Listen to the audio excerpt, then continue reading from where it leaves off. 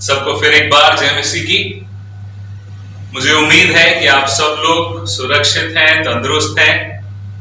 इन दिनों में कई जगह से हमें खबर मिल रही है कि लोग बीमार हैं, कोरोना से ग्रसित हैं। हमारे देश में जो परिस्थिति चल रही है वो हम सब देख रहे हैं।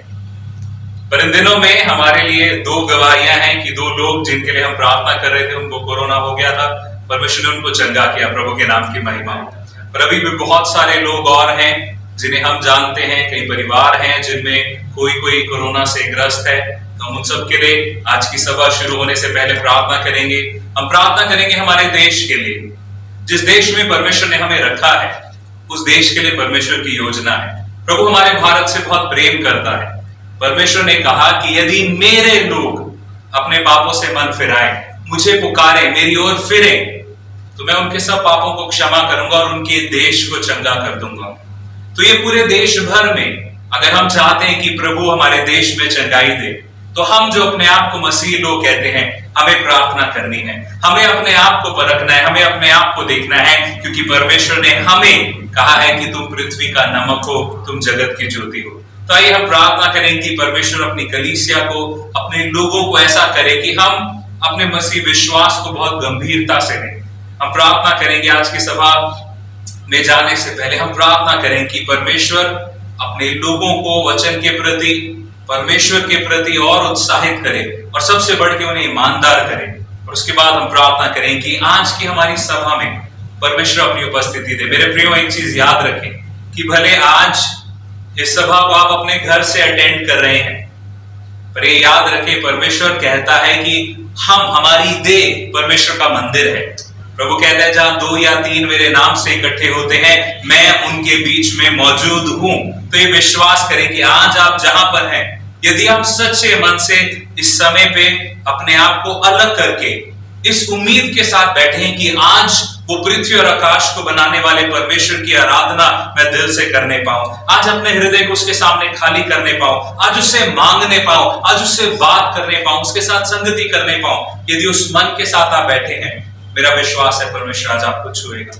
मेरा विश्वास है कि परमेश्वर उस खालीपन को दूर करे, क्योंकि इस समय में परिस्थितियां ऐसी चल रही हैं कि बहुत सारे उतार चढ़ाव हैं, बहुत सारी बातों के जवाब हमारे पास नहीं है, पर वो परमेश्वर जिसने सब बनाया, उस परमेश्वर के पास सब बातों के जवाब है। आइए हम प्रार्थना करेंगे, अपने आप को प्रभु के सामने नम्र करेंगे। सब लोग अपनी आंखों को बंद करें, प्रार्थना करें यहोवा परमेश्वर से, प्रभु की महिमा करें, उसकी आराधना करें, उसका धन्यवाद करें। सर्वशक्तिमान दयालु सामर्थी परमेश्वर, हम आपका धन्यवाद करते हैं, हम आपकी महिमा करते हैं प्रभु जी। हम सब प्रभु जी अलग अलग स्थान में है परमेश्वर पिता, पर हम ये जानते हैं कि इस समय हम सब लोग प्रभु जी अलग अलग जगह होने के बावजूद एक समय पे एक साथ होकर प्रभु आपकी आराधना कर रहे हैं। परमेश्वर पिता, हम आपसे मांगते हैं प्रभु कि आज के दिन आप हम सबसे बात करें, आप हम सबको तैयार करें, क्योंकि प्रभु हम जानते हैं कि जब आपके लोग अपना मन फिराते हैं, अपने पापों से फिर के जब वो आपके वचन के अनुसार फिर एक बार चलने लगेंगे,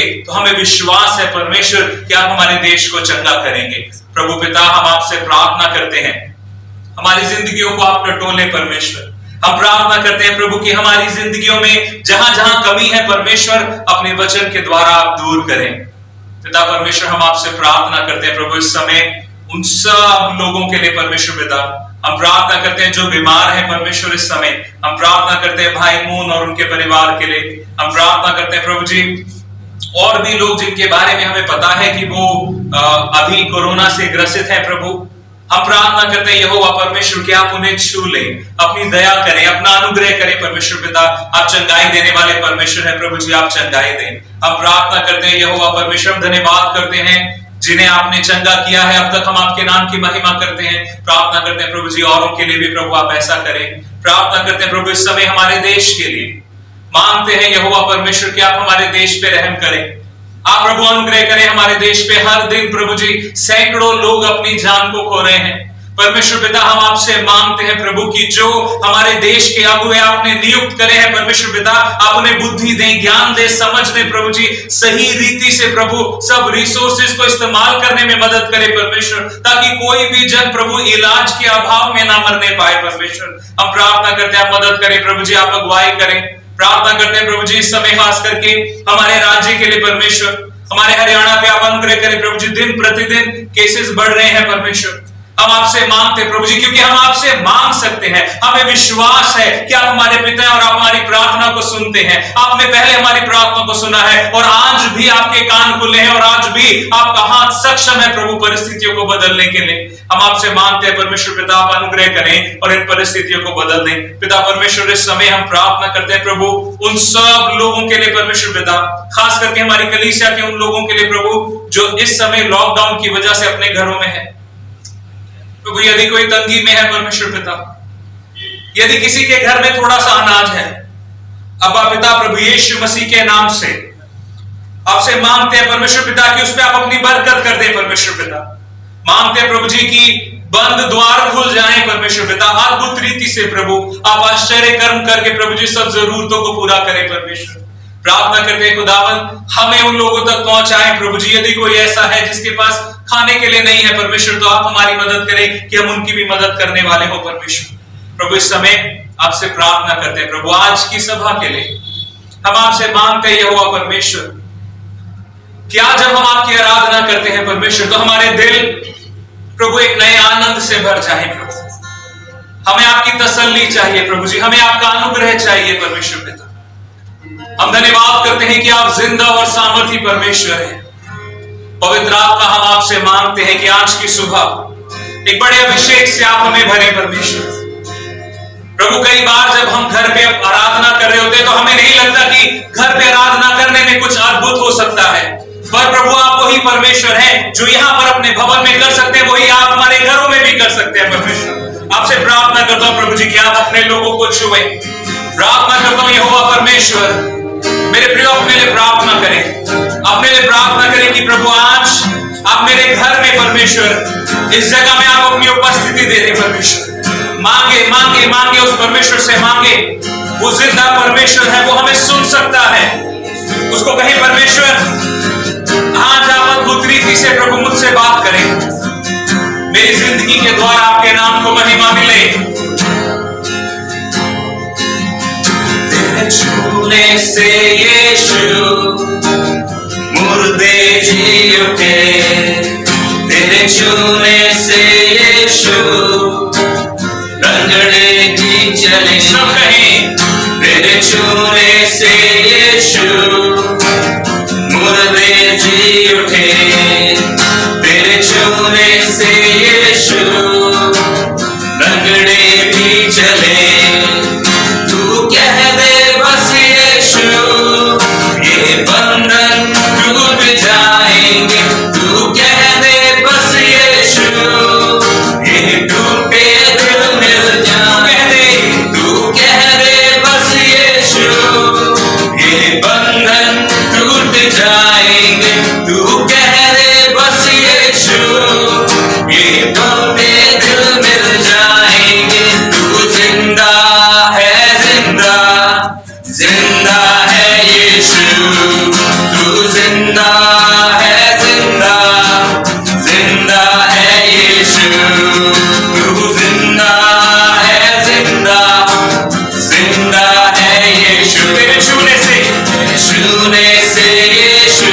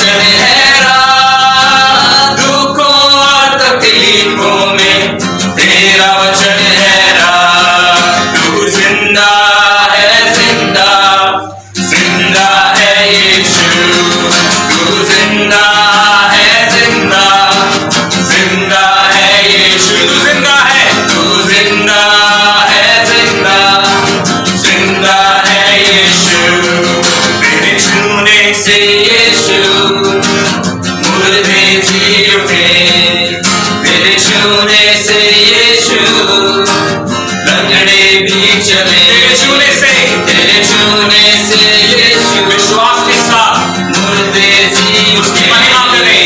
तेरे छूने से यीशु लंगड़े भी चले, तू कह दे बस यीशु ये बंधन टूट जाएंगे, तू कह दे बस यीशु ये टूटे दिल मिल जाएंगे, तू कह दे बस यीशु ये बंधन टूट जाएंगे, तू कह दे बस यीशु ये टूटे दिल मिल जाएंगे, तू जिंदा है, जिंदा जिंदा है यीशु, तू जिंदा है, जिंदा जिंदा है, महिमा करें। तू जिंदा है, जिंदा जिंदा हर है, परिस्थिति के ऊपर यीशु तू जिंदा है, जिंदा जिंदा है यीशु, ऊंचा गढ़ है तू मेरा, तू मेरी है ढाल, शांति पाए हृदय में तुझसे हर इंसान, ऊंचा गढ़ है तू मेरा, तू मेरी है ढाल, शांति पाए हृदय में तुझसे हर इंसान, दुखों और तकलीफों में तेरा वचन है राह, दुखों और तकलीफों में तेरा वचन है राह, तू जिंदा है, जिंदा जिंदा है यीशु, तू जिंदा है, जिंदा जिंदा है यीशु, तू जिंदा है, जिंदा जिंदा है यीशु, तू जिंदा है, जिंदा जिंदा है यीशु।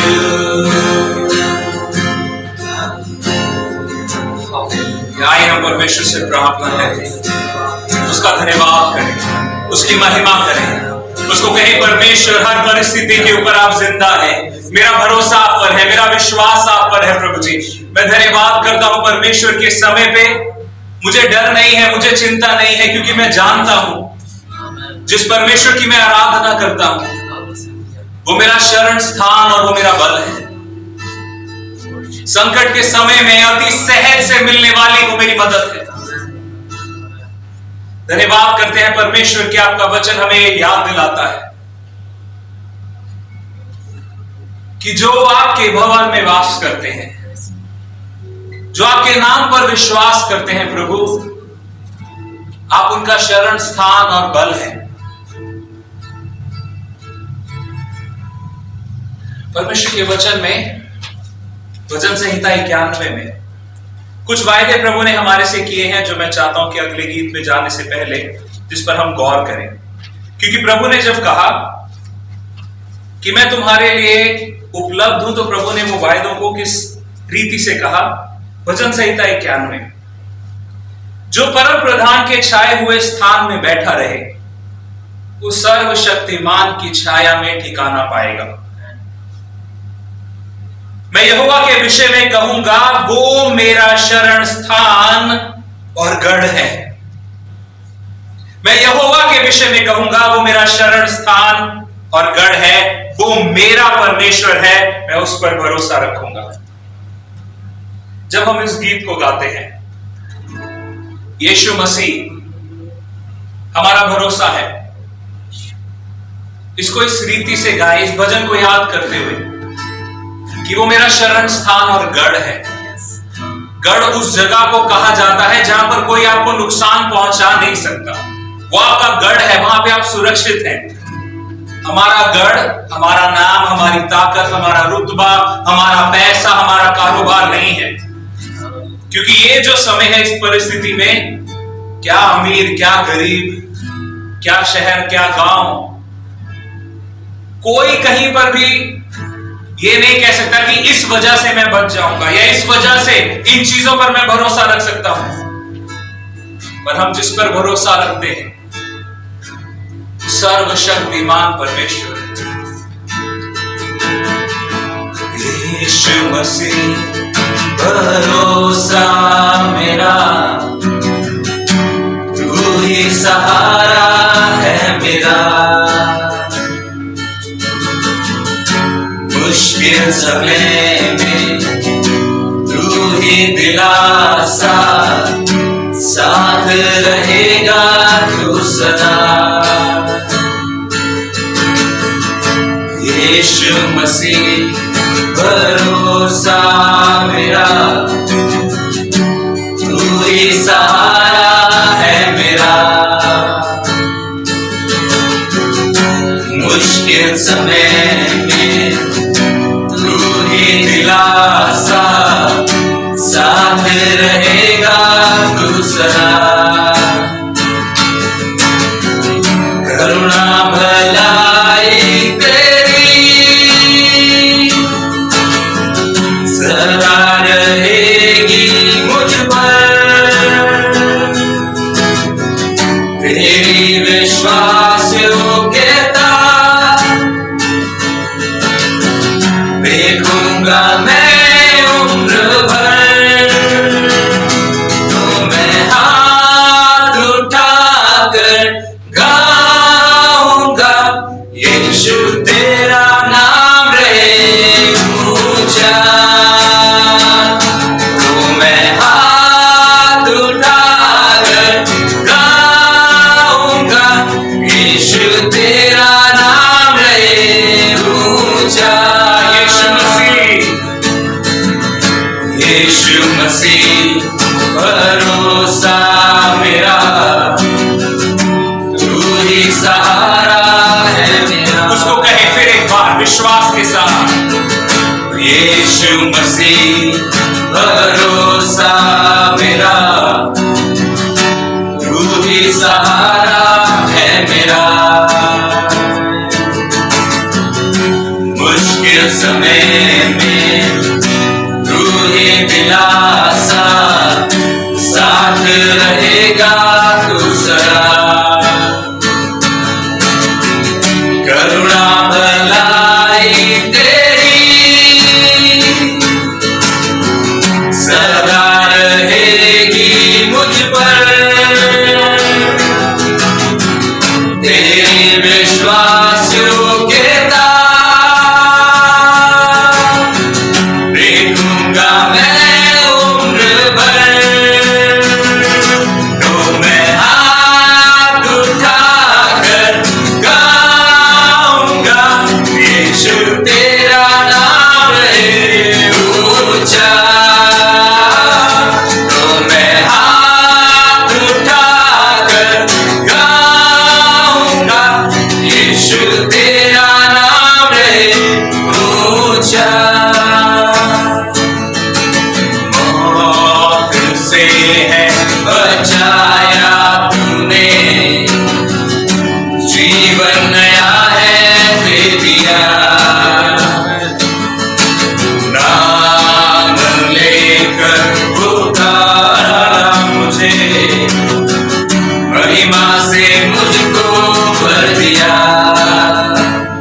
मेरे प्रिय, इस समय यदि हम सुरक्षित हैं, यदि हमारे परिवार में कोई बीमार हुआ था और परमेश्वर ने उन्हें चंगा किया है, तो ये गीत को इस रीति से गाएं। प्रभु आपका धन्यवाद कि आपने मुझे संभाला। प्रभु मैं धन्यवाद करता हूँ कि मेरी कलीसिया के लोगों को आपने बचाया, आपने सुरक्षित रखा। प्रभु जी धन्यवाद। मौत से है बचाया तूने, जीवन नया है दे दिया। नाम लेकर पुकारा मुझे, महिमा से मुझको भर दिया। करुणा भलाई तेरी सदा रहेगी मुझ पर। तेरी विश्वास योग्यता देखूंगा मैं उम्र भर।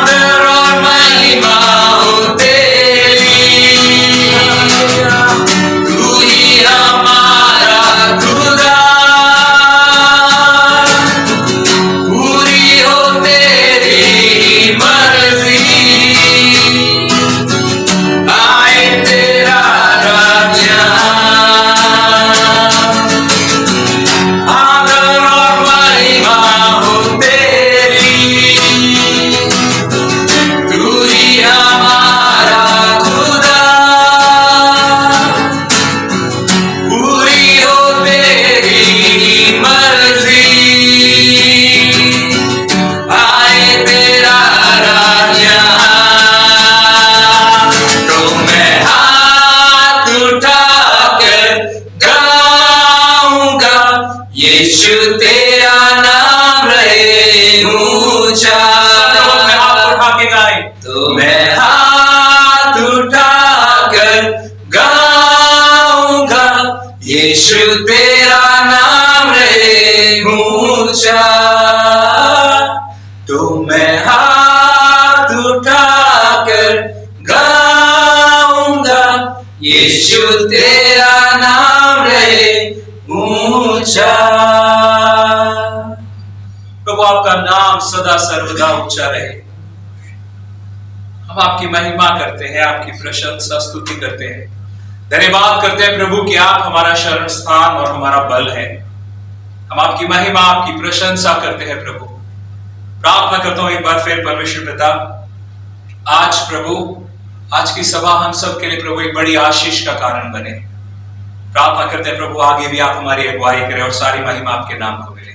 प्रभु यीशु मसीह के नाम से मांगते हैं, आमीन।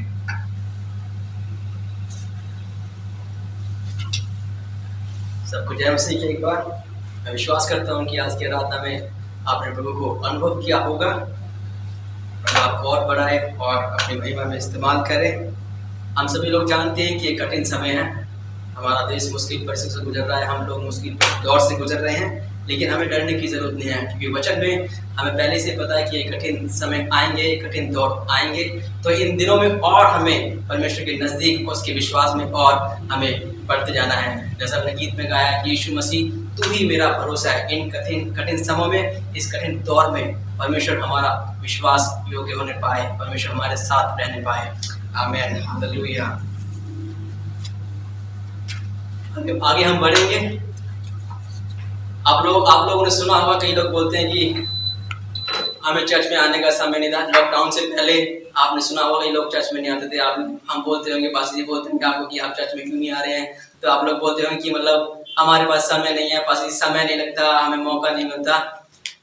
ये मौका आपने परमेश्वर को दिया हुआ है, ये मौका परमेश्वर ने आपको दिया है। घर में बैठते हुए उस परमेश्वर के पास और नजदीक में आए, उसके वचन में और बढ़े। अब आप ये नहीं कह सकते कि मेरे पास समय नहीं है। जब परमेश्वर आ रहा है तो उसकी तैयारी में अपने आप को तैयार करें। हालेलुया। ये हम आगे बढ़ेंगे, अब प्रार्थना में हम जाएंगे। जैसे कि हम जानते हैं कि पूरा देश, हमारा देश कोरोना महामारी से गुजर रहा है। लोग अपनी जानों को खो रहे हैं, अपने प्रियजनों को लोग खो रहे हैं। तो प्रार्थना की हमें, हमारे देश को बहुत सख्त जरूरत है। तो आइए आंखें बंद करेंगे, हम प्रार्थना में हम जाएंगे। हम अपने देश के लिए प्रार्थना करेंगे, अपनी सरकार के लिए प्रार्थना करेंगे। प्रार्थना के समय इस घड़ी आपको जो भी हमारे देश में कमी महसूस होती है, ऑक्सीजन की कमी है, दवाई की कमी है, अस्पताल में बेड की कमी है, उन सब के लिए हम प्रार्थना करेंगे। और प्रार्थना करेंगे परमेश्वर हमारी सरकार को और बुद्धि ज्ञान दे, हमारे देश को और ऐसा संपूर्ण बनाए ताकि हम इस बीमारी के समय में हमारे लोग जो मर रहे हैं वो बचाए जा सकें। आइए हम आंखें बंद करेंगे और प्रार्थना में हम जाएंगे। पिता, हम आपका धन्यवाद करते हैं प्रभु। इस समय प्रभु हम अलग अलग जगहों से पिता एक मन होकर तेरे सम्मुख आते हैं प्रभु, तेरे पवित्र सिंहासन के करीब आते हैं प्रभु। हमारे भारत देश को हम तेरे चरणों में रखते हैं प्रभु। इस देश में आपने हमें रखा है प्रभु, आपसे प्रार्थना करते हैं प्रभु। आपका वचन कहता है जिस देश में रहो उस देश में बसे रहो और उस देश के लिए प्रार्थना करते रहो प्रभु। हम प्रार्थना करते हैं, तेरी दया को हमारे भारतवर्ष के लिए मांगते हैं पिता परमेश्वर। आपसे प्रार्थना करते हैं प्रभु, इस महामारी से महान परमेश्वर जल्द से जल्द हमारे देश को आप रिहा करें प्रभु। और आपका रहम और आपका दया हम अपने तेरे लोगों पर हम चाहते हैं पिता परमेश्वर। हम आपका धन्यवाद करते हैं। हर एक जरूरत प्रभु हमारे देश में आज पूरी होने पाए प्रभु। ऑक्सीजन की कमी, अस्पताल में महान परमेश्वर जो बेड की कमी है पिता परमेश्वर, हर एक जरूरत पूरी होने पाए प्रभु। अपनी सरकार को भी हम तेरे हाथों में समर्पित करते हैं प्रभु। सही निर्णय लेने में प्रभु आप उनकी अगुवाई कीजिए प्रभु, आप उनके अंग संग हो जाइए महान परमेश्वर। हम आपका धन्यवाद करते हैं प्रभु, आपकी महिमा करते हैं प्रभु। हमारे देश को आप बचा लीजिए प्रभु, हमारे लोगों को आप बचाइए प्रभु। आपकी महिमा करते हैं पिता, सारी महिमा आपको देते हैं प्रभु यीशु मसीह के नाम से मांगते हैं, आमीन आमीन। हालेलुया। आगे बढ़ेंगे हम और इस अपनी बेटों को हम अपने हाथ में लेंगे, दाहिने हाथ में पकड़ लेंगे। जैसा कि मैं बोलता हूँ कि ये कठिन समय है। आप लोग जानते होंगे कि हमारा व्यापार बंद है, कठिन समय है, इस बीज को निकालना है। लेकिन बाइबल में हम पढ़ते हैं कि जिन लोगों ने इस कठिन समय में, इस अकाल के समय में बोया है, परमेश्वर ने उन्हें 100% की आशीष दी है। तो अपनी भेंट को हम अपने हाथों में रखेंगे। एक बीज है जो आप इस कठिन समय में बो रहे हैं और परमेश्वर इस बीज को देख रहा है और इस पर अपनी आशीष को उड़ेले जा रहे हैं। अगर आप विश्वास के साथ इस बीज को बोएंगे तो परमेश्वर इस कठिन समय में, इस अकाल के समय में इस बीज को दुगना करेगा और आपके हर एक जरूरत को पूरा करेगा। अपनी भेंटों को हम अपने हाथ में लेंगे और हम प्रार्थना में हम जाएंगे। प्रभु, हम आपका धन्यवाद करते हैं। प्रभु, तेरे लोगों ने जो इस भेंट को अपने हाथ में पकड़ा हुआ है, प्रभु आपने इसे देखा है पिता परमेश्वर। इस अकाल के समय में महान परमेश्वर, जबकि हमारे काम काज पिता परमेश्वर सही रीति से नहीं चल रहे हैं प्रभु, तेरे लोगों ने तेरी इस बीज को, इस भेंट को अपने हाथ में रखा है प्रभु। आपसे प्रार्थना है प्रभु, इस भेंट पर तेरी आशीष को मैं मांगता हूँ प्रभु। आपका वचन कहता है प्रभु, आप किसी के कर्जदार नहीं है प्रभु, अपने लोगों की हर एक जरूरत को आप पूरा कीजिए पिता। हम आपका धन्यवाद करते हैं प्रभु, यीशु मसीह के नाम से मांगते हैं, आमीन आमीन।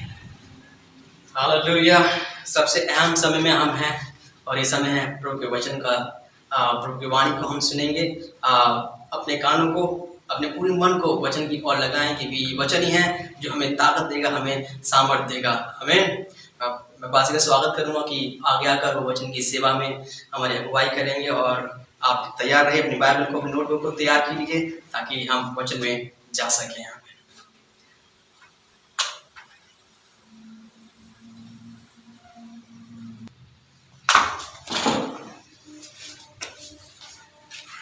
हालेलुया। प्रभु के नाम की महिमा हो कि फिर एक बार प्रभु ने हमें मौका दिया कि हम परमेश्वर के वचन को सुनने जा रहे हैं। मुझे उम्मीद है कि जब हम लोग इन दिनों में वचन को सुनते हैं तो हम उसको उस रीति से समझ भी रहे हैं कि प्रभु हमसे क्या बात कर रहा है, क्योंकि इसको सिर्फ अपने मसीह जीवन की कड़ी के अंदर एक और कड़ी मत समझें। इन दिनों में, क्योंकि जो परिस्थितियां चल रही हैं, उन दिनों में परमेश्वर उसके अनुसार हमसे बात कर रहा है। इस साल का हमारा थीम है जड़ पकड़ना और बढ़ते जाना। अगर किसी पौधे का हमें यह पता करना है कि क्या उसने जड़ पकड़ी है या नहीं, तो उसका पता कब लगता है कि जब वो पतझड़ का समय आ जाए या जब सीजन बदले, तब जिन पौधों ने जड़ पकड़ ली है वो फिर भी मजबूत रहेंगे। ये जो समय है, कोरोना का समय, लॉकडाउन का समय, या कोई भी परिस्थिति, कोई भी विपरीत परिस्थिति जब हमारी जिंदगी में आती है तो वो हमें बताती है कि क्या हमने सच में प्रभु में जड़ पकड़ी है। इन दिनों में एक चीज और भी मैं आपको बता दूं कि कई लोग इस समय में आत्मिक रीति से डरे हुए हैं, और इस विषय पे आज का प्रचार और आने वाले दिनों में भी मैं प्रचार करूंगा कि ये जो आत्मिक रीति से जो डर है, जो परिस्थितियां बाहर चल रही हैं, उनकी वजह से एक डर मसीहों की जिंदगी में भी आ जाता है, पर वो होना नहीं चाहिए हमारी जिंदगी में। और परमेश्वर इसी चीज को हमें बताना चाह रहा है, बार बार बताना चाह रहा है। कुछ हफ्ते पहले, 2 हफ्ते पहले लगभग मैंने प्रचार किया था एक विषय पे कि एक बड़ी जब त्रासदी हो जाए या बड़ी विपरीत परिस्थिति आ जाए तो उसमें से गवाही कैसे उत्पन्न होगी। एक बार फिर प्रभु हमें उसी से जुड़ी हुई कोई चीज याद दिला रहा है। तो आइए वचन में जाने से पहले हम प्रार्थना करें, प्रभु से मांगे कि आज का वचन हमें तृप्त करे, मजबूत करे, और खास करके वो जिन्हें संदेह है थोड़ा कि आगे क्या होगा, या फिर वो जो एक बड़ी नामुमकिन परिस्थिति से जूझ रहे हैं, समय गुजर रहे हैं, उनके लिए परमेश्वर आज एक नई उम्मीद और एक नए आनंद को आज हमारी जिंदगी में बो दे। आइए हम प्रार्थना करें। प्यारे सामर्थी पिता, प्रभु यीशु मसीह के पवित्र नाम से आपके सामने आते हैं और मांगते हैं प्रभु जी कि आज अपने वचन के द्वारा आप हम सबसे बात करें। आपसे मांगता हूं अब्बा पिता, धन्यवाद कि आपने प्रभु अपने अनुग्रह में हम सबको प्रभु अंधकार से छुड़ा के अपनी ज्योति का वारिस बनाया है। धन्यवाद करते हैं प्रभु कि हम अकेले नहीं हैं। धन्यवाद करते हैं परमेश्वर कि हमारे पास एक सच्चा चरवाहा है जो हमेशा हमारी अगुवाई करता है। धन्यवाद परमेश्वर कि आप हमारा बल है। हम आपके नाम को महिमा देते हैं। प्रार्थना करता हूं परमेश्वर पिता कि आज जब हम सब आपके वचन पे मनन करते हैं तो मैं प्रार्थना करता हूं परमेश्वर की एक नए उमंग, एक नए आनंद, एक नई खुशी से आप भर दें परमेश्वर। इस समय पे खुश होना, आनंदित होना बड़ा मुश्किल है, पर हम जानते हैं कि जो मेरा परमेश्वर है वो हर बात में हर बात में मेरे लिए भलाई को उत्पन्न करेगा। प्रभु प्रार्थना करते हैं कि आज के वचन के द्वारा भी आप हम सबको आशीषित करें। मैं अपने लिए प्रार्थना करता हूं प्रभु, मुझमें कोई और खूबी नहीं है, केवल आपकी दया कि आपने बुलाया, आपकी बुलाहट है प्रभु जी। और मैं आपसे प्रार्थना करता हूं प्रभु, अपनी बुलाहट के वसीले से, अपने नाम के, अपने अनुग्रह के वसीले से प्रभु एक बार फिर दया करें, मुझसे बात करें, मेरे द्वारा बात करें। और आज जितने लोग वचन को सुनते हैं उन सब की जिंदगी से डर और भय निकल जाए, उन सब की जिंदगी से डाउट, संदेह निकल जाए। परमेश्वर पिता आप कृपा करें, अनुग्रह करें। पवित्र आत्मा जो भी सुन रहे हैं, जहां भी सुन रहे हैं प्रभु, आप उन्हें वहां पर छू ले, क्योंकि प्रार्थना में मांगता हमारे उद्धार करता प्रभु यीशु मसीह के जिंदा और सामर्थी नाम से, आमीन। आज हम परमेश्वर के वचन से इस विषय पे बात करेंगे कि यहोवा की शरण लेनी मनुष्य पर भरोसा रखने से कहीं उत्तम है। पूरी बाइबल का मध्य वचन है भजन संहिता 118 उसका 8 वचन, और ये कहता है यहोवा की शरण लेनी मनुष्य पर भरोसा रखने से कहीं उत्तम है। अब इस वचन को जब हम बाइबल में अलग अलग लोगों की जिंदगी में पूरा होते हुए देखते हैं तो तब हमें इसकी गहराई समझ में आती है। और आज हम एक ऐसा ही वाकया देखेंगे। आज मैं एक बार बता दूं, प्रचार शुरू करने से पहले ही, आज का प्रचार आपको सही रीति से तब समझ में आएगा जब जो अध्याय मैं बोल रहा हूं आप उनको घर जाके पढ़ें। आप घर पे ही हैं, तो जब प्रचार के बाद उठने से पहले, जब अंतिम प्रार्थना हो जाएगी, उससे उठने से, कहीं जाने से पहले 10 मिनट और लगाएं। 10 मिनट लगेंगे, 4 अध्याय होंगे उनको पढ़ने में, तब आपको इसकी गहराई और समझ में आएगी। क्योंकि हमारे पास समय कम होता है ऑनलाइन सर्विस में, इसलिए मैं उनको पूरे अध्यायों को नहीं पढ़ूंगा, पर वो पूरी रीति से समझ आपको तभी आएगा, उसकी गहराई, उसकी सुंदरता आप तभी समझ पाएंगे। ये समझ लीजिए कि एक बहुत अच्छा भोजन है, एक लगा लीजिए बड़ा पिज्जा है जिसमें से आपको एक स्लाइस मिल जाएगी, तो आपको पता लग जाएगा क्या फ्लेवर है, क्या स्वाद है, पर उसको पेट भरने के लिए आपको थोड़ा सा और समय लगा के वो पूरा उसको खाना पड़ेगा। ठीक है, हम लोग देखेंगे ऐसी पुस्तक को जिसको ज्यादातर हम लोग जल्दी से पलट जाते हैं, उस पर ध्यान नहीं देते। दूसरा इतिहास की पुस्तक, और उसके 29 अध्याय से 32 अध्याय तक आज का हिस्सा लिया गया है। हम बात करेंगे 32 अध्याय से, परंतु 29, 30, 31 और 32 ये 4 अध्याय जरूर इनको आप पढ़ें आज का प्रचार खत्म होने के बाद। इनमें एक राजा के बारे में बात की गई है जिसका नाम है यहेजकिया। ये हिजकिया राजा जो है, ये इस्राएल के और यहूदा के बहुत सारे राजाओं में से ही एक है। अब ये जो राजा था उस समय पे दाऊद से लेके और जितने भी राजा आखिर तक हुए हैं, लगभग 43 राजा हुए हैं, 43, जिन्हें परमेश्वर ने शाऊल के बाद दाऊद, सुलेमान, फिर सुलेमान के बाद 2 राज्य हो गए, इस्राएल अलग और यहूदा अलग। वो 2 राज्यों में अलग अलग करके राजा हुए, और जो टोटल राजा है वो 43 थे। उन 43 राजाओं में से सिर्फ 7 राजा ऐसे थे जिन्होंने वो किया जो परमेश्वर की नजरों में सही था, और उन 7 में इस राजा का नाम है, और ये राजा है हिजकिया। अब ये राजा, इसका जो पिता था आहाब, वो एक बहुत बहुत बहुत ज्यादा बुरा राजा था। बुरा इसलिए नहीं कि वो अपने लोगों पर बहुत दंड देता था या लोगों को बहुत बुरा करता था उनके साथ, बल्कि ये वो राजा था कि ये कहने में तो यहोवा के लोग हैं, परंतु ये हर रीति का पाप जो सोचा जा सकता है वो सब किया करता था। सबसे बढ़ के, सबसे घिनौना पाप जो परमेश्वर को लगता है, जो प्रभु ने इस्राएली लोगों को तभी कहा था कि पहली आज्ञा यह है कि तू अपने परमेश्वर को छोड़कर कोई और परमेश्वर मत करना, मुझे छोड़ किसी और को परमेश्वर करके मत मानना, ये पहली आज्ञा। परंतु आहाब ने, इसने वो किया जो परमेश्वर को सबसे बुरा लगता था।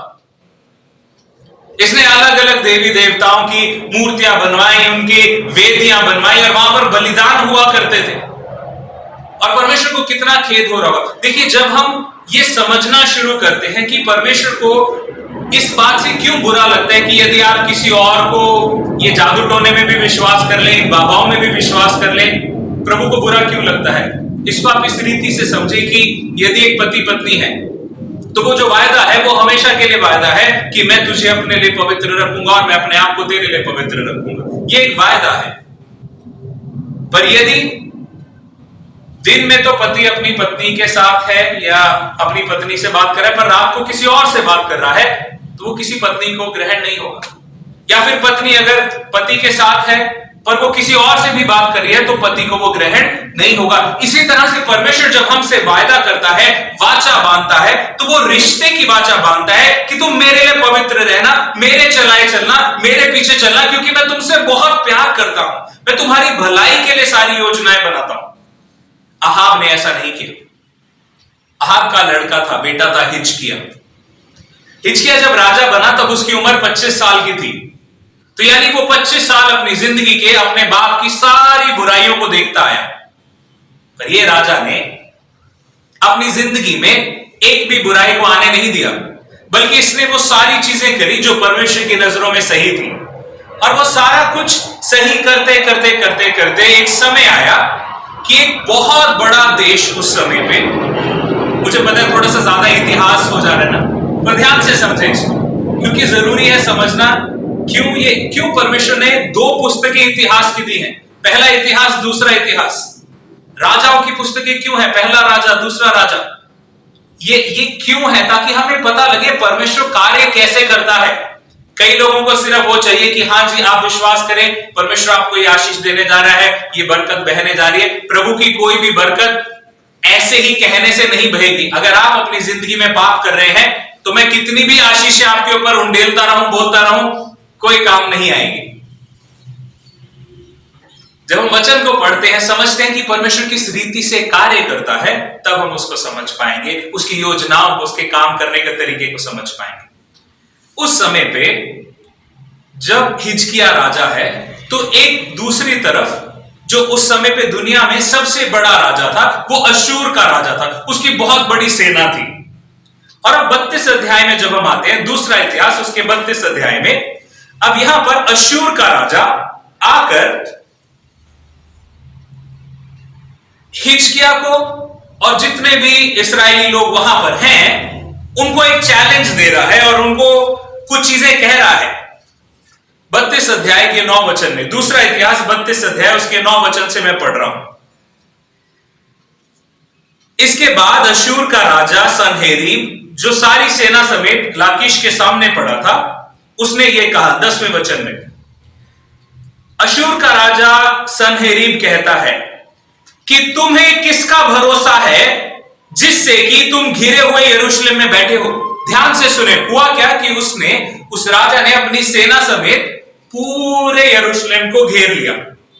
उसकी सेना है सारे में, पर बाहर बैठे हुए भी उसको एक बात पता लग रही है कि अंदर वाले डर नहीं रहे हैं मुझसे।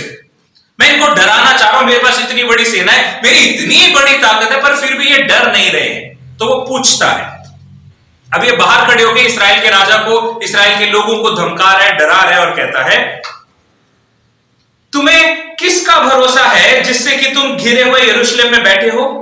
क्या हिजकिय्याह तुमसे यह कहकर कि हमारा परमेश्वर यहोवा हमको अश्शूर के राजा के पंजे से बचाएगा, तुम्हें नहीं भरमाता कि तुम भूखों और प्यासों मरो? क्या उसी हिजकिय्याह ने उसके ऊंचे स्थान और वेदियां दूर करके यहूदा और यरूशलेम को आज्ञा नहीं दी कि तुम एक ही वेदी के सामने दंडवत करना और उसी पर धूप जलाना? 13 वचन, क्या तुमको मालूम नहीं कि मैंने और मेरे पुरखाओं ने देश देश के सब लोगों से क्या क्या किया? क्या उन देशों की जातियों के देवता किसी भी उपाय से अपने देश को मेरे हाथ से बचा सके? जितनी जातियों का मेरे पुरखाओं ने सत्यानाश किया है, उनके सब देवताओं में से ऐसा कौन सा था जो अपनी प्रजा को मेरे हाथ से बचा सका? फिर तुम्हारा देवता तुमको मेरे हाथ से कैसे बचाएगा? ये एक चैलेंज है, एक चुनौती है जो सनहेरीब ने इस्राएलियों को दी। चुनौती में वो कह रहा है कुछ अहम बातें। अब मैं यहां पे आपको 3 चीजें बताता हूं कि सनहेरीब ने क्या 3 गलतियां करी। 3 चीजें थी जो उसने बहुत गलत कर दी, या उसने गलत सोच लिया। शैतान या दुश्मन जब भी हमला करेगा तो उसको कुछ गलत फहमियां होती हैं। इनमें से 3 गलत फहमियां उसके साथ क्या थी? उसने पहली बात लोगों को उकसाना चाहा ये कहकर, पहली गलती, कि ये जो हिजकिय्याह राजा ने 11वें वचन में जो लिखा है ना, तुमसे ये कहकर कि हमारा 12 वचन में, हिजकिय्याह ने उसके ऊंचे स्थान और वेदियां दूर करके यहूदा और यरूशलेम को आज्ञा नहीं दी कि एक ही वेदी के सामने दंडवत करना। यह हिजकिय्याह राजा ने क्या करा था कि ये जितने सबने अपने अपने छोटे वो बना रखे थे और सब अपनी तरीके से उस पर आराधना करते थे, सब उसमें और देवी देवताओं के भी नाम लेते थे। तो यह हिजकिय्याह ने कहा नहीं नहीं नहीं, अब बिल्कुल नहीं, सबने एक ही जगह दंडवत करनी है, प्रभु के मंदिर में सब आएंगे और परमेश्वर के भवन में आराधना करेंगे। अब इसने क्या करा, लोगों को उकसाने के लिए कहा, अच्छा ये जो तुम्हारा राजा है, ये जो तुम्हारा लीडर है, क्या ये तुम्हें पागल नहीं बना रहा? ये जो तुम्हें कहता है ये छोड़ दो, वो छोड़ दो, ऐसा कर दो। उसको लगा कि ये जो जबरदस्ती की आज्ञाकारिता करवाई गई है, ये लोगों के लिए बुराई है। कई बार हमें भी ऐसा लगता है ना, कोई जबरदस्ती, जब पास्टर या हमारा कोई बड़ा हमसे कुछ जबरदस्ती करवाता है तो हमें लगता है नहीं नहीं ये तो गलत है। पर कई बार जो चीज गलत है उसके लिए जबरदस्ती करनी बहुत जरूरी है। हमें जबरदस्ती एक अनुशासन का बहुत इंपॉर्टेंट हिस्सा है, और ये हिजकिय्याह ने वो किया। इसको ये लगा कि ये जबरदस्ती आज्ञा मनवाना गलत है, इससे मैं लोगों को उकसा सकूंगा, पहली गलती। दूसरी गलती जो इसने करी, 13वें वचन में लिखा है, इसने कहा क्या तुमको मालूम नहीं कि मैंने और मेरे पुरखाओं ने कितने देश को, कितनी जातियों को, कितने लोगों को मैंने मार दिया, और उनके देवी देवताओं ने क्या कर लिया? अब ये क्या कह रहा है कि तुम किस पर भरोसा रख रहे हो? यहोवा पर।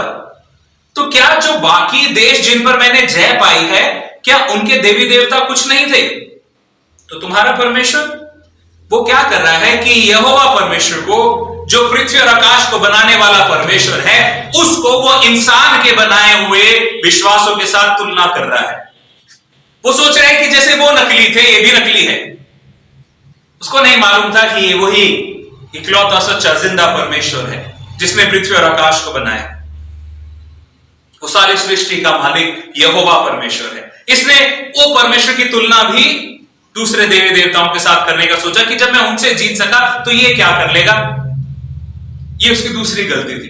पर तीसरी और सबसे बड़ी गलती क्या थी कि जब वो राजा को चैलेंज करने आया है, तो राजा को चैलेंज करते करते आखिरी बात जो उसने कह दी ना, उसमें उसने राजा को चैलेंज नहीं किया, उसने सीधा यहोवा को चैलेंज कर दिया। और वो कहता है 14वें वचन में, जितनी जातियों का मेरे पुरखाओं ने सत्यानाश किया, क्या उनके सब देवताओं में से कोई था जिसने अपनी प्रजा को बचा लिया हो? फिर तुम्हारा देवता तुमको मेरे हाथ से कैसे बचाएगा? तो अब वो अपने घमंड में चैलेंज क्या कर रहा है कि तुम्हें बचाने के लिए, जैसे हम वो रस्सा कशी करते हैं ना, एक तरफ रस्सी में कुछ लोग एक तरफ खींच रहे होते हैं, कुछ लोग दूसरी तरफ खींच रहे होते हैं, तो वो कह रहा है मैं तो खींच लूंगा, बहुतों को खींचा है, तुम्हें भी खींच लूंगा। और तुम्हारी तरफ तुम्हें क्या लग रहा है? ये जो तुम्हारा परमेश्वर है यहोवा, ये तुम्हें बचा लेगा।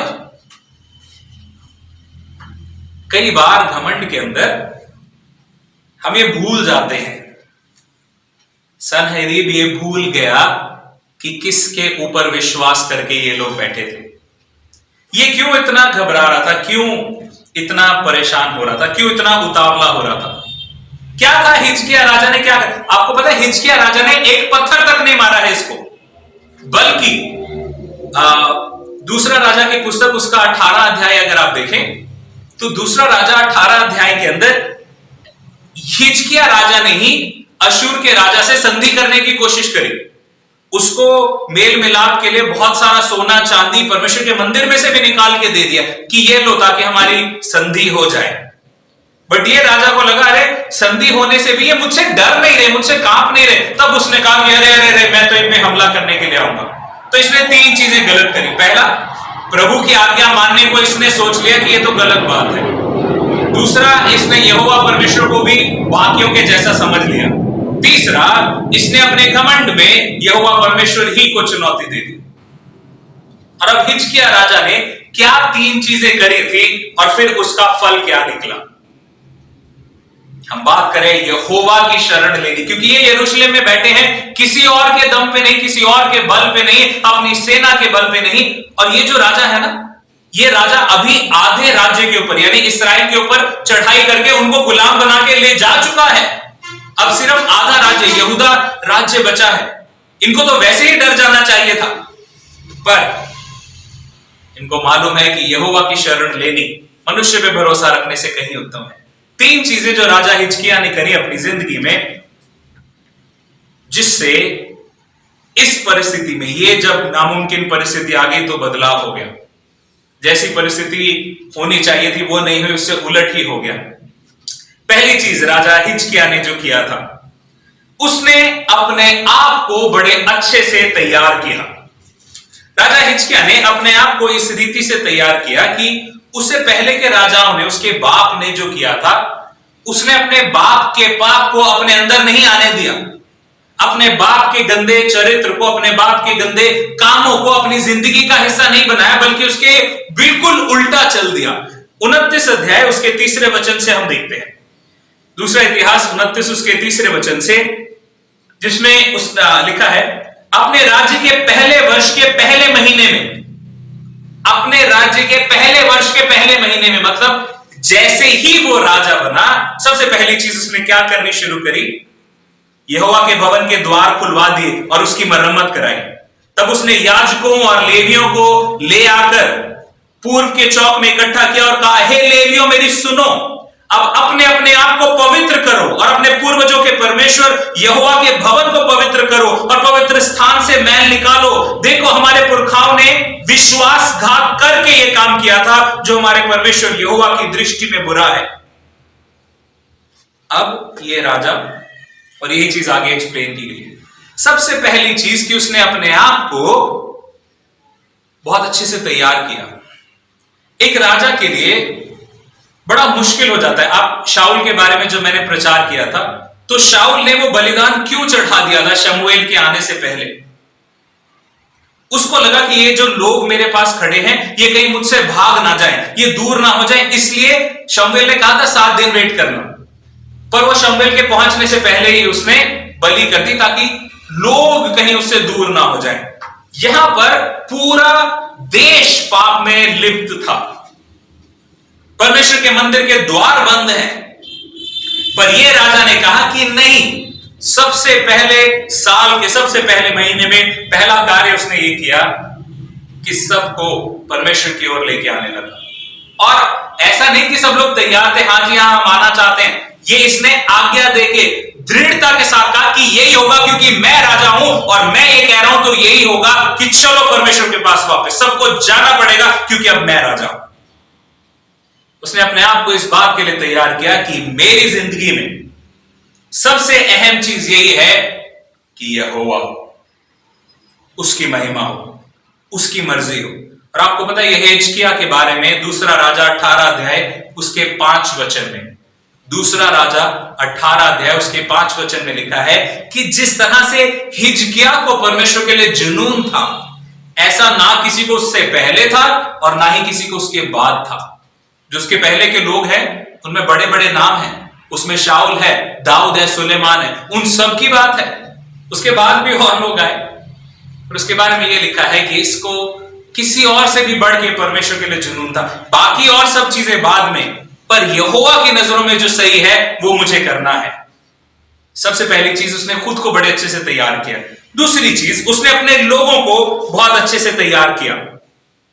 दूसरा राजा 30 अध्याय उसके 6 वचन से 14 वचन तक मैं कुछ हिस्से दे रहा हूं, पर फिर एक बार मैं याद दिला दूं, आज प्रचार खत्म होने के बाद सब लोग 29, 30, 31 और 32 अध्याय को जरूर पढ़ें। बहुत आशीष आपको मिलेगी, आपका विश्वास और बढ़ जाएगा, आप एक तरह से छन जाएंगे जहां कहीं कमी है। जरूर पढ़े उसको। 30 अध्याय उसके 6 वचन से 14 वचन तक वहां पर लिखा है,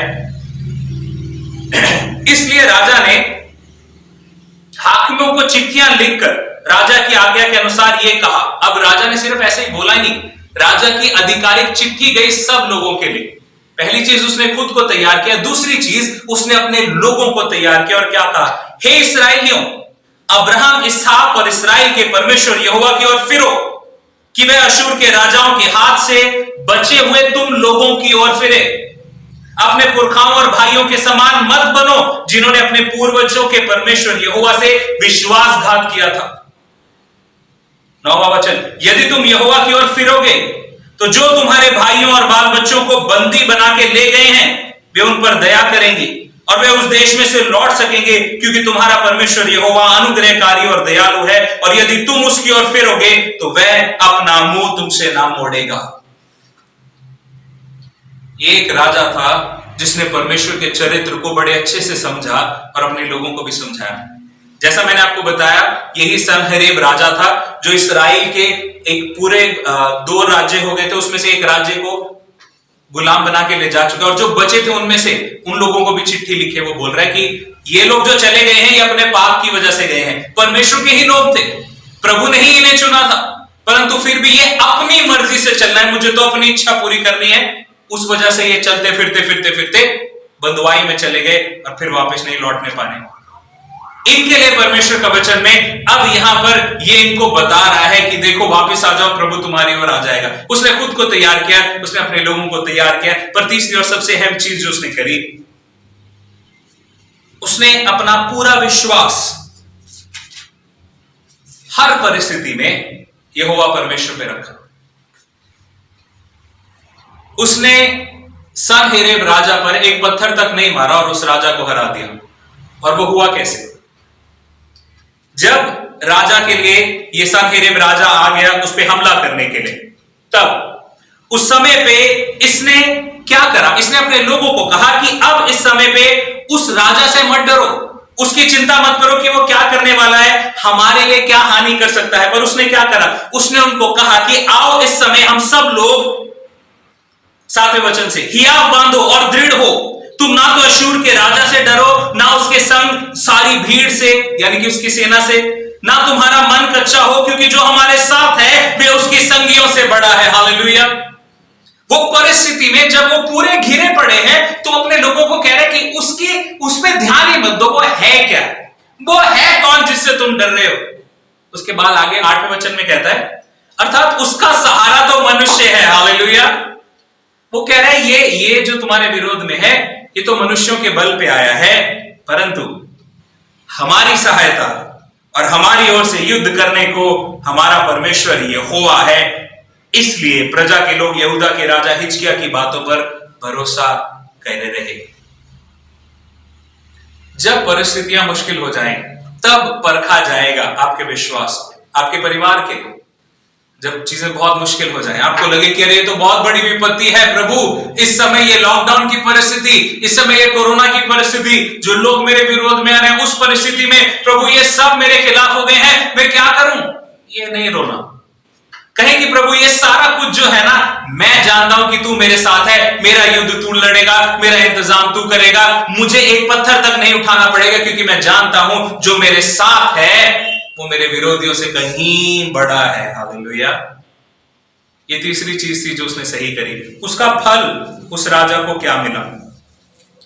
32 अध्याय के 20 वचन में हम देखते हैं, तब इन घटनाओं के कारण तब इन घटनाओं के कारण राजा हिजकिय्याह और आमोस के पुत्र यशायाह नबी दोनों ने प्रार्थना की और स्वर्ग की ओर दुहाई दी। क्या कर रहे हैं ये? दौड़ के कोई और राजा को नहीं ढूंढ रहे कि हमारी मदद करने के लिए कोई आए, पर प्रभु को दुहाई दे रहे, हे प्रभु तू है मेरा परमेश्वर, तू मेरे लिए लड़, हे यहोवा परमेश्वर तू कुछ कर। और फिर वचन क्या कहता है? 21 वचन, तब यहोवा ने एक दूत भेज दिया। इंग्लिश में यदि आप इसको पढ़ें तो उसमें लिखा है the angel of the Lord. तब यहोवा ने अपने दूत को भेज दिया, जिसने अश्शूर के राजा की छावनी में सब शूरवीरों और प्रधानों और सेनापतियों को नष्ट किया। अतः वह लज्जित होकर अपने देश को लौट गया। जब वह अपने देवता के भवन में था तब उसके अपने निज पुत्रों ने वहीं उसे तलवार से मार डाला। यहोवा की शरण लेनी मनुष्य पे भरोसा रखने से कहीं उत्तम है। हमारे परमेश्वर की शरण लेनी किसी मनुष्य पे भरोसा रखने से कहीं उत्तम है, चाहे वो मनुष्य आप स्वयं क्यों ना हो। पर ये याद रखें, जब आप उस पर भरोसा रख रहे हैं तो वो आपका शरण स्थान और बल है। वो कभी आपको टूटने और बिखरने नहीं देगा। वो परमेश्वर युद्ध को अपने हाथ में ले लेगा, पर वो तब होगा जब आप ये हिजकिय्याह के समान, हम हिजकिय्याह के समान अपने आप को सही करें, जो प्रभु की नजरों में सही है वो करें, अपने लोगों को सही करें, अपने परिवार को सही करें, जो परमेश्वर की नजरों में सही है वो करना सिखाएं। तीसरा, हर बात में यदि हम यहोवा की शरण में रहेंगे पूर्ण रीति से, विश्वास के साथ। उसने अपने लोगों को यह विश्वास दिलाया था कि हमारा परमेश्वर इन सब से हमें जय दे देगा। जब हम उस पर इस रीति से विश्वास करेंगे तब हम सच में उसकी शरण में हैं। देखिए, यहोवा की शरण में रहने का मतलब ये नहीं कि यहां पर अगर यहोवा है तो आप आधा इधर रहे आधा इधर रहे, ऐसे आपको कुछ नहीं मिलेगा। यदि प्रभु के हाथ में छोड़ना है तो उस रीति से छोड़े जिस रीति से हिजकिय्याह ने या जिस रीति से अय्यूब ने छोड़ा था। यहोवा ने दिया, यहोवा ने लिया, यहोवा का नाम महिमा पाए। जो कुछ है उसी का तो है। अगर उसने ले लिया तो उसका धन्यवाद, उसने दे दिया तो उसका धन्यवाद। मेरे प्रियो, यदि इन दिनों में, ये चैलेंज के समय में, मुश्किलों के, चुनौतियों के समय में यदि आपको अपने विश्वास को मजबूत करना है तो पहली चीज अपने आप को परखें। अपने आप को देखें कि क्या कुछ ऐसा तो नहीं है जो आप वचन के विरोध में कर रहे हैं, या आपके परिवार में कुछ वचन के विरोध में हो रहा है। यदि आप अधिकार में हैं, अपने परिवार में मुखिया हैं, बड़े हैं, या परिवार में लोग आपकी सुनते हैं, उन्हें सही मार्ग पे चलना सिखाएं। खुद को सही करें, उन्हें सही मार्ग पे चलना सिखाएं, और अपनी जिंदगी में इस रीति से प्रभु को समर्पण करें, इस रीति से प्रभु पर विश्वास करें कि प्रभु मजबूर हो जाए आपके लिए युद्ध लड़ने के लिए। तब आप समझ पाएंगे कि यहोवा की शरण लेनी मनुष्य पर भरोसा रखने से, किसी मनुष्य पर भरोसा रखने से, खुद पर भरोसा रखने से कहीं उत्तम है। आइए हम प्रार्थना करेंगे। प्यारे पिता, प्रभु यीशु के पवित्र नाम से हम अपना भरोसा आप पर रखते हैं। धन्यवाद कि आप सामर्थी हैं, धन्यवाद कि आप हमारे लिए हैं, धन्यवाद कि युद्ध आपका है और जय हमारी है, क्योंकि हमने आप पर भरोसा रखा है। प्रार्थना करता हूं परमेश्वर पिता, इस समय में जो बहुत सारे संदेह हैं, डाउट हैं, आने वाले कल में क्या होगा हम जानते हैं प्रभु जी की धन्यवाद करते हैं कि बीता हुआ कल आपके हाथ में था, आज आपके हाथ में है, और हमारा आने वाला कल आपके हाथ में सुरक्षित है। हम आपके नाम पर विश्वास करते हैं, सारी महिमा आपको देते हैं, धन्यवाद आपको देते हैं परमेश्वर पिता। धन्यवाद के साथ ये प्रार्थना मांगते हैं हमारे उद्धारकर्ता प्रभु यीशु मसीह के जिंदा नाम से, आमीन। आइए प्रभु की प्रार्थना हम सब मिलकर करेंगे। हे हमारे पिता, तू जो स्वर्ग में है, तेरा नाम पवित्र माना जाए, तेरा राज्य आए, तेरी इच्छा जैसे स्वर्ग में पूरी होती है वैसे ही पृथ्वी पर भी हो। हमारे दिन भर की रोटी आज हमें दे, और जिस प्रकार हमने अपने अपराधियों को क्षमा किया है वैसे ही तू भी हमारे अपराधों को क्षमा कर, और हमें परीक्षा में ना ला परंतु हर बुराई से बचा, क्योंकि राज्य, पराक्रम और महिमा सदा तेरे ही हैं, आमीन। पिता परमेश्वर का प्रेम, प्रभु यीशु मसीह का अनुग्रह और पवित्र आत्मा की सहभागिता अब से लेकर प्रभु यीशु मसीह के दूसरे आगमन तक हम सबों के साथ बनी रहे, आमीन। सबको जय मसीह की। उठने से पहले प्लीज ये याद रखें, दूसरा इतिहास उसका 29, 30, 31 और 32 अध्याय जरूर पढ़ना है।